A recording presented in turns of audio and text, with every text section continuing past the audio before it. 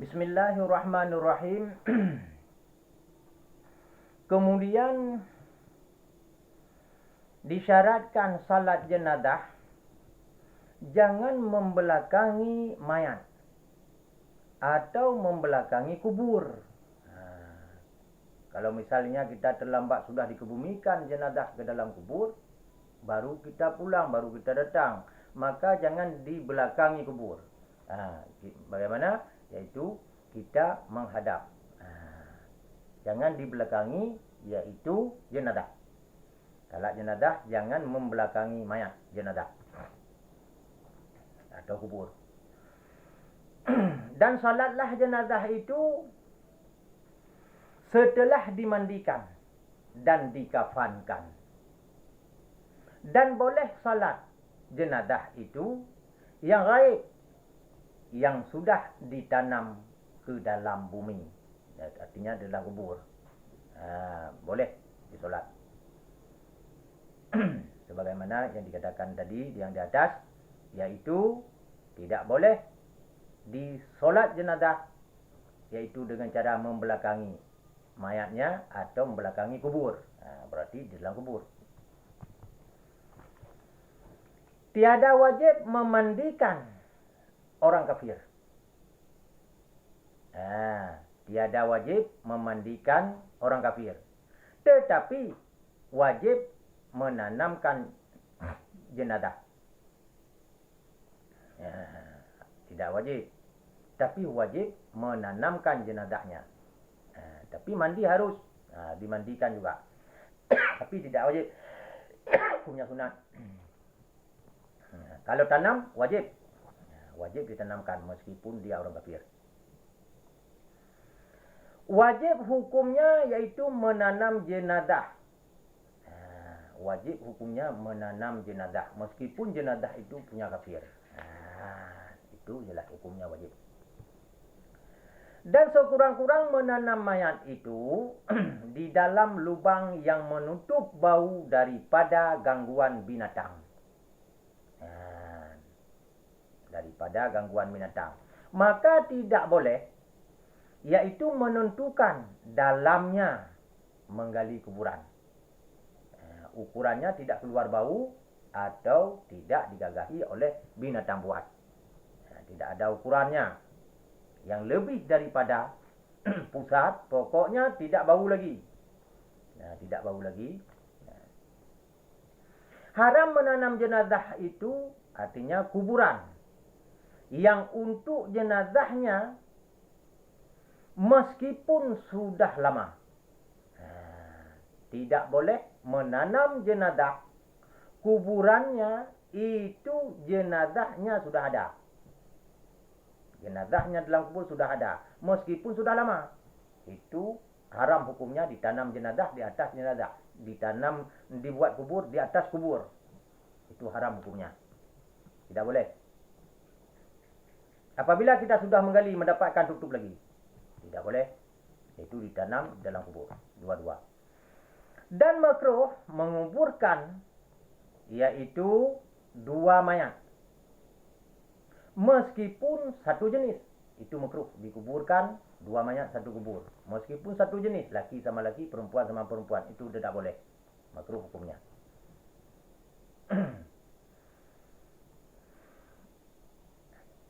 Padahal haram menghimpunkan dua mayat. Kecuali yaitu dalam keadaan darurat. Padahal kadang haram. Yaitu menghimpunkan dua mayat. Menjadi haram. Tidak makruh dan tidak haram dalam keadaan yaitu darurat.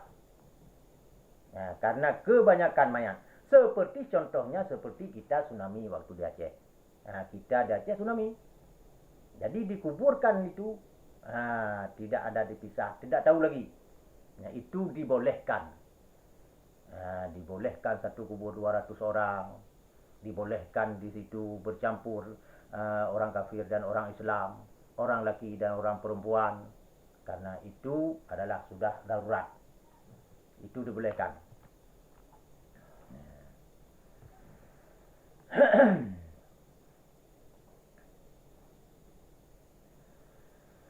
lubang lahat, kuburan itu lebih afdal daripada tiada lubang lahat. Lubang lahat lebih afdal daripada tidak ada lubang lahat. Buat lubang lahat.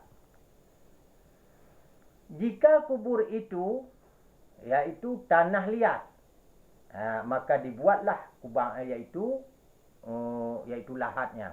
Apabila tanah itu tanah liat, maka dibuatlah lahatnya. Dibuat lahat. Apabila kubur itu tanah pasir, karena runtuh, itu tidak boleh dibuat yaitu lahatnya. Jangan dibuat lahat apabila itu tanah pasir, runtuh. Itu tidak boleh. Dan makruh, yaitu membuat kerendah. Buat kerendah dalam keadaan kemarau.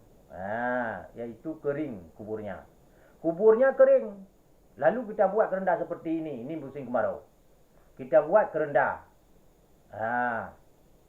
Keadaan kering. Ini makruh kuburnya. Meskipun kita orang kaya. Tidak ada istilah. Mayat di sisi Allah tidak ada istilahnya. Itu tidak boleh dibuat. Itu makruh. Jangan dicampurkan makruh kepada orang tua kita yang sudah pulang kepada Allah. Jangan dibuat. Itu makruh. Boleh dibuat kerendah itu dalam musim hujan, banjir. Terapung jenazahnya dalam kubur. Buat kerendah. Boleh. Atau boleh dibuat kerendah karena pada tempat itu tidak ada menjaga kubur, yaitu digali. Misalnya kita tanam yaitu tanah kuburan itu tanah pasir. Tanah pasir. Jadi mudah digali oleh binatang. Itu buat kerendah supaya tertutup. Itu dibolehkan. Bukan sunat, tapi dibolehkan. Maka buat kerendah itu kalau dalam keadaan mencekam seperti itu, maka sunat. Tapi pada lain itu dibolehkan dalam demikian. Tapi karena keadaan banjir, dibolehkan. Tapi pada waktu tanahnya kering, kemarau, kuburnya kering, itu makruh. Makruh dibuat. Maka jangan dibuat. Sunat diantarkan jenazah, kepalanya jenazah dari belakang. Dari belakang, dari kaki kubur. Misalnya ini dari kaki kubur. Dari belakang. Jadi diturunkan dari kaki kubur, kepalanya disambut. Kepalanya disambut, yaitu ke dalam kubur, ke arahnya kubur. Langsung diarahkan ke arah kiblat.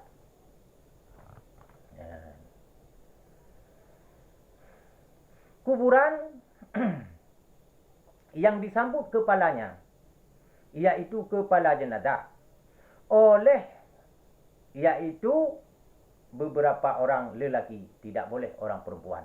Meskipun yang meninggal, yang jenazahnya itu perempuan, tapi tidak boleh perempuan selama masih ada laki-laki. Siapakah yang turun ke dalam kuburan? Yaitu orang yang berhak solat jenazah. Orang yang berhak solat jenazah. Kalau istrinya yang meninggal, maka suaminya turun ke dalam kubur. Sambut di kepalanya, turunkan ke dalam kubur. Kalau meninggal ayahnya, maka anaknya yang turun ke dalam kubur. Anaknya, pamannya, adik ayahnya, abang ayahnya turun ke dalam kubur. Orang lain membantu. Orang yang diupahkan menggali kuburan, itu membantu. Diturunkan oleh orang yang berhak. Diturunkan. Maka sunat oleh orang yang menurunkan jenazah, ayahnya diturunkan oleh anaknya. Itu sunat hukumnya. Kalau meninggal ibunya, diturunkan oleh anaknya. Kalau meninggal ayahnya, diturunkan oleh anaknya. Kalau meninggal istrinya, diturunkan oleh suaminya beserta anaknya. Jangan nonton.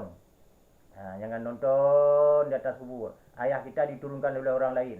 Mamak kita diturunkan oleh orang lain. Isteri kita diturunkan oleh senang saja di atas kubur. Lihat, nonton saja. Kasih uang 100.000. Ini yang kos turun. Itu anak kurang ajar. Jadi anak yang benar. Maka sunat oleh orang-orang yang menurunkan jenazah ayahnya, atau ibunya, atau istrinya, atau orang lain. Sunat dibaca. Bismillahirrahmanirrahim. Wa ala millati Rasulillahi sallallahu alaihi wasallam. Dibaca ketika dipegang kepala jenazah itu, langsung dibaca Bismillahi wa ala millati Rasulillahi sallallahu alaihi wasallam. Dihafal yang ada ibunya, dihafal yang ada ayahnya, dihafal yang masih hidup untuk bisa, kalau kita ada orang yang duluan mati daripada kita, bisa membantu orang lain. Dihafal hukumnya ini, biarpun sunat. Nanti juga orang lain dihafal untuk kita kalau kita mati. Kita nggak ada hidup juga. Ini makhluk. Kita sesama makhluk. Ini sama-sama semua kita memperhatikan. Karena ini sebagai ulangan saja, mudah-mudahan bermanfaat nanti kepada kita. Meskipun kadang-kadang melalui daripada rekaman-rekaman yang seperti ini, siapa tahu ada manfaatnya. Allah memberikan melalui daripada sini, karena tidak ada kesempatan yang lain, yaitu kadang kita banyak kesibukan. Jangan himpunkan sesuatu yaitu di bawah mayat. Tidak boleh menghimpunkan sesuatu di bawah mayat. Jangan buat yaitu bantal. Kadang-kadang ada juga bikin bantal lagi turun ke dalam kubur. Tidak cukup tidur di atas di rumah, buat bantal lagi ke dalam kubur, ataupun dibuat bantal dimasukkan tanah lagi. Kalau misalnya sudah dibilang sama dongku jangan masuk buat bantal itu, kias lagi, enggak buat bantal, enggak buat kapas, nanti dimasukkan tanah aja. Walaupun tanah itu dibungkus dengan bantal juga, dibungkus dengan kain, itu tidak boleh. Tidak boleh. Hukumnya makruh. Untuk apa yang makruh ditaruh di kepala orang tua kita yang sudah mati? Jangan dibuat. Masukkan yaitu mayat yaitu ke lahat kiblat. Maka dibuat lahat kiblat itu ke arah kiblat, samping sebelah kanan. Dimasukkan ke lahat yang sebelah kanan. Dimasukkan mayat. Wajib kita masukkan menghadap kiblat, membongkok sedikit. Wajib menghadap kiblat, membongkok sedikit. Wajib menghadap kiblat. Dan dilepaskan yaitu ikatan-ikatan jenazah. Kain kafan yang terikat dilepaskan. Dan jangan dibungkus tanah, kain-kain itu jangan dibuka.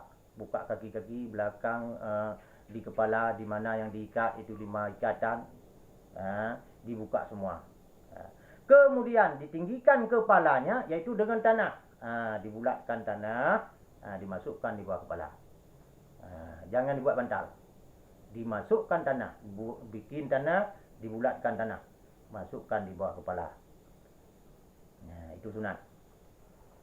Dan sunat dibaca doa ketika menutup kuburan. Sudah siap di situ, bungkus semua sudah siap, ditutup dengan papan dari belakang, sudah dihadap kiblat, papan 2 lembar. Ditutupkan, yaitu pada liang lahat. Kemudian mau diturunkan tanah, maka dibacakan doa. Dibacakan doa untuk ditaburkan tanah yang lebih banyak di atas. Untuk dibacakan doa. Minha khalaqnakum.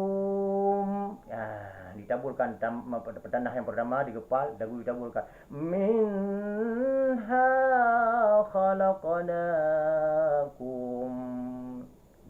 Dibaca kecil aja. Minha khalaqnakum. Tabur di arah kepala kubur, kepada jenazah yang akan diturunkan tanah. Kemudian diambil satu kepal lagi, tanahnya ditaburkan lagi.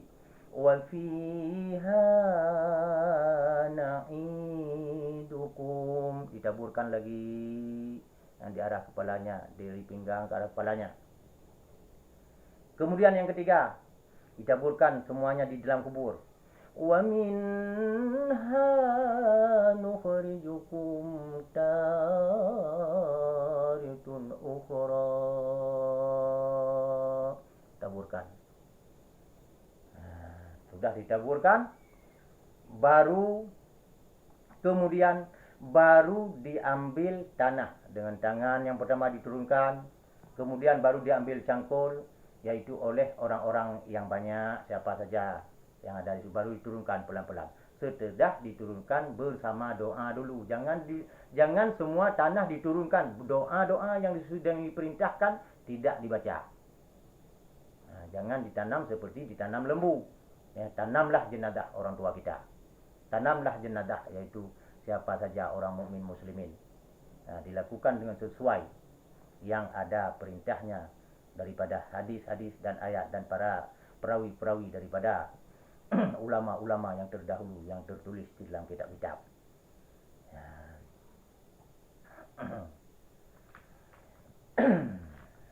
Itu diwajibkan, yaitu untuk menanam jenazah. Yang pertama, memandikan jenazah. Yang kedua, mengkafankan jenazah. Yang ketiga, mensolatkan jenazah apabila dia Islam. Yang keempat, mengkubumikan ataupun menanamkan ataupun mengkuburkan jenazah. Itu adalah diwajibkan oleh Allah Subhanahu wa taala kepada orang yang hidup. Orang mati di mana saja pun boleh. Jadi wajib atas kita yang masih hidup. Berarti kalau misalnya satu kampung atas semua orang kampung, tapi khususnya kepada kalau meninggal ayahnya, itu anaknya dan wali-walinya, semuanya sanak saudara, mukmin muslimin wal muslimat, birahmatika ya arhamar rahimin. Assalamualaikum warahmatullahi wabarakatuh.